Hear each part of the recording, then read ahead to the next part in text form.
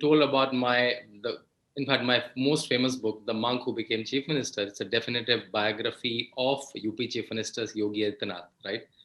And very interesting.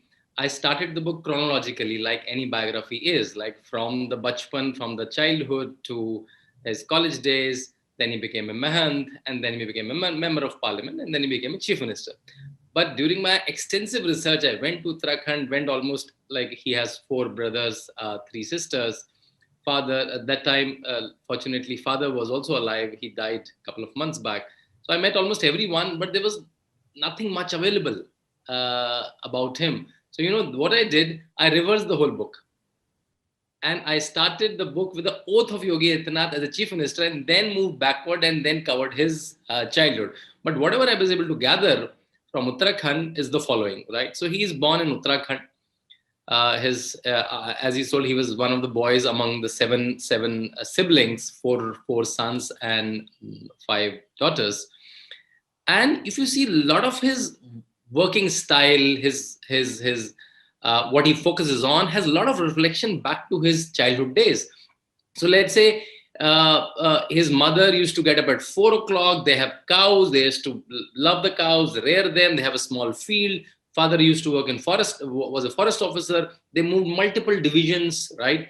And Uttarakhand, is a Devbhumi, very religious place. A lot of Swatantra Senani, a lot of freedom fighter comes from there. He's born and brought up in such kind of environment. A very honest forest officer, a very hardworking woman as a mother, 7 siblings, cows at home, small field, moving from one place to another place in Uttarakhand. Uttarakhand being a Devbhumi, a religious place. So I think that's which you can reflect, you can see in how he's operating today. And then he moved to multiple schools. He's in Rishikesh, then went to Kordua, did his BSc graduation. And during graduation, he joined Akhil Bharatiya Vidyarthi Parishad, right? And that's also a very interesting story. In fact, he first joined SFI, the left-wing student union, like by fluke. Fluke means like someone took him to union. He wanted to join some student politics. And that time he didn't know the nuances between various other political student outfits of different parties. So he joined SFI, and then within a few days he realized this is not my cup of tea. These are not the ideas I endorse. And then he moved to Vidyarthi Parishad, right? And what all kind of things he did. He was a good orator. His school teachers still remember them, how good orator he was, right?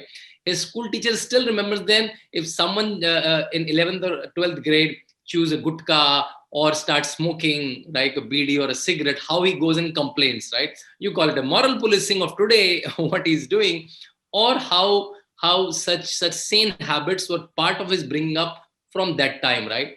So this is his childhood, which is interesting, and the inflection point is that when Mahant Adityanath, his guru, during the Ram Mandir Yatra, comes to Uttarakhand to his college, and he meets him, and both get a very instant bond of a guru-shishya relationship. And Guru Adityanath, after a couple of visits, told him that you are destined to be in Gorakhnath Mutt, and why don't you come? And then they met multiple times, and finally, one day in 1994, he left his house without informing his parents that he's going to become a sannyasi. He said, I'm going to do a job.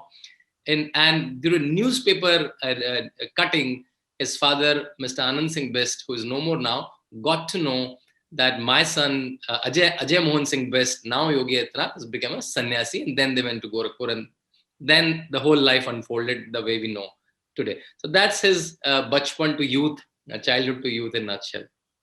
Right. Very fascinating, Shantanu ji. Thank you for sharing that.